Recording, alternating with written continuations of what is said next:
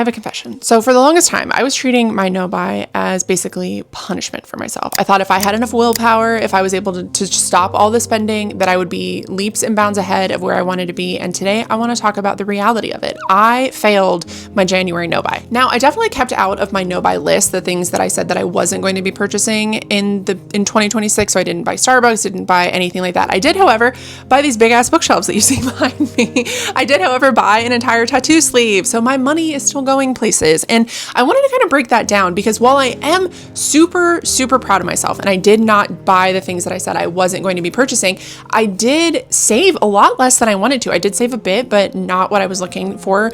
And I wanted to talk about kind of the psychology behind that because there is so much information out there about marketing and things like that. And I wanted to cover that today because what we're not doing in 2026 is failing and then not getting back up. Because I definitely didn't fail per se because I didn't buy the things that I wasn't going to buy. I did use my stash. I did shop my stash and go through a ton of stuff there, but I have less in my savings account than I wanted to. And so I know you guys are feeling it. We're all kind of feeling it.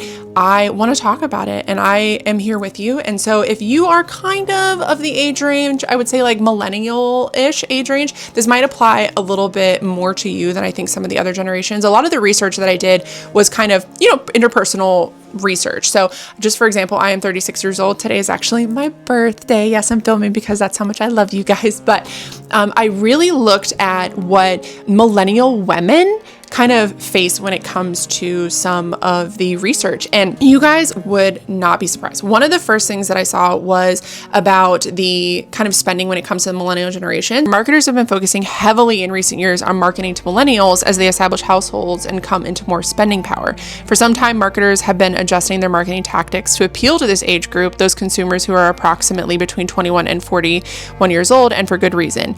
In 2024, millennials have a global spending power of 2.5 trillion. That is from Virtual Capitalist. Now, we got to talk about it. So one of the things that I have kind of noticed is if you look at spending in recent years and then the categories that we are kind of seeing in recent years, you will notice a pretty steep marketer kind of shift. So in 2010, we had the beauty gurus, right? Like we had the naked palettes, we had Anastasia was popping off. We had, there are some iconic things that we can kind of identify. And for our age range, at that point in time, we were going out, right? Like we were having fun. We were trying to meet our husbands, our wives, whatever we were kind of waiting for. And we were getting all dolled up. We were going shopping. We were making sure we had the newest stuff. We were the cutest at the bar, whatever that might look like. And so then we had this great shift when it came back to 2020 and the pandemic. At that point in time, we're like late 20s. Some of us are like early 30s when the pandemic happened. That would be me. I was in the early 30 camp. And so we saw this great shift and it was really kind of unnoticeable. There was this downturn of the makeup because, hey, we weren't going out, we weren't partying, but marketing didn't stop there. Marketing wasn't like, okay, we're going to take the summer off. We're going to, give them a couple years respite. They said, oh, hell no. We are going to make sure that they understand that skincare is self-care. And while they are at home during this pandemic, that is what they need to be purchasing. They need to be purchasing this skincare. They need to be focusing on this self-care. They need to be making sure that they are aging gracefully and all these anti-aging products. And I fell so victim to that, you guys. I bought an entire new set of like skincare during the pandemic. I was like, yes, it's my time to shine. Did I ever use it? Absolutely not. And then once the pandemic was kind of over, we saw this great uptick in what I like to call revenge shopping. So we weren't able to go out during the pandemic. We weren't able to go celebrate with our friends, do things like we normally would. So once that pandemic was over, all of our millennial butts were like, I need to be the flyest person. I need to make sure that I have the cutest clothes. And at that same time, we still saw skincare, rapidly rising. Makeup kind of evened out. And then when it came to clothing, there was a general uptick in that around that time, like I said, because of revenge purchasing, but also because we had a lot of fast fashion brands happen at that same time. So what I'm looking at from this is we have an increase in like this idea of self-care, this wanting to have like the best foot forward. We're all trying to get back into the workforce. We're all trying to, get back into being around friends and, doing things and wanting to be the best version of ourselves. But the reason why I'm showing you this is because I want to make sure that you understand that if you're fighting this constant urge to purchase, this constant urge to fill this gap, to, make sure you have the best of the best, I just want you to know that like you're not alone. And one of the reasons we're doing no buys and we're trying to be more financially savvy is not so that we, are punishing ourselves, but we're kind of stepping out of the rat race of like purchasing and having and doing the most. And it's okay to like use up what you have, and it's okay to be more financially frugal, and it's okay to understand the power of the hours that you put in at work, that money, and where that money goes, and how to make that money kind of work for you. Another thing I want to talk about, it's a really confusing time right now, okay? There's a lot going on in the country. One of the things I think everybody, no matter where you're from, is feeling is that pinch, that cost of living, that the fact that your money, your dollar goes a lot less further than it used to. Like even if you look at cosmetics and things, you look at what we used to spend and what on average those things cost, and as opposed to kind of what they cost now, everything has skyrocketed. If you just look at skincare, makeup, hair care, clothing, that kind of thing. But when you look at everything, when it comes to groceries, when it comes to your general bills, when it comes to car payments, when it comes to buying a house, everything has an increased amount of money behind it now. And so I want to take this section to just kind of talk about the disconnect between what we see online and what we see in what I would consider our real lives, right? So a lot of us, I think, grew up with kind of the wanting to know how the other half lives and wanting to know how influencers and YouTubers and things like that live, right? Like we wanted to know. We were just a bunch of nosy. But I think what happens is we then start to realize nowadays there's such a disconnect between what we're experiencing and what I think some of these social media, I call them personalities because I don't really want to call them influencers because I don't necessarily feel that they are too genuine. I don't follow a lot of influencers, whatever you want to call them. For me, I started noticing this shift of like seeing people like Michaela Negrera doing $125,000, Louis Vuitton shopping hauls. And I was like, ma'am, that is 3 times what I make in a year. I could not imagine dropping that in one day. Or you see people who are still in this day and age buying entirely new skincare routines or buying new wardrobes for a season. And just know that you're not the only person that's feeling that. I just ask that you give yourself some grace. And because that tension that you feel, it's not a character flaw. It's a natural reaction to kind of this back and forth between, well, this is what I'm feeling and this is what I'm seeing online. So just know that there's nothing wrong with feeling like, hey, I don't know that I'll ever buy a house. I don't know what retirement's going to look like, but right now I want to buy that $40 lip gloss. That is okay.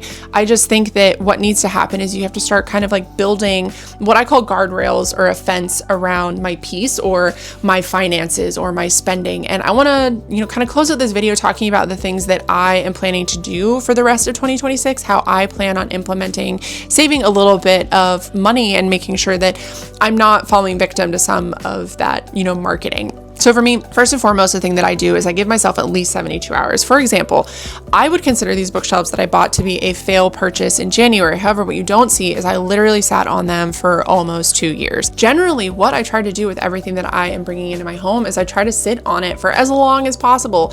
Because what I find is if I, like most people, I'm coming home and I'm using social media to kind of decompress and I'm seeing people recommend these things and they're living these beautiful lives. And I'm like, oh my God, maybe that would make me feel better. Not my Lexapro, not sunshine, but maybe this lip gloss will make me feel better, right?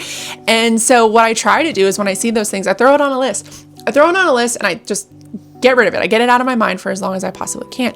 Most of the time I forget the list even exists, but sometimes when I see the list and I go back through it, I'm like, you know what, that one thing, I actually do think that would add value to my life. Like the Hatch alarm clock. I bought the Hatch alarm clock. That thing is fantastic.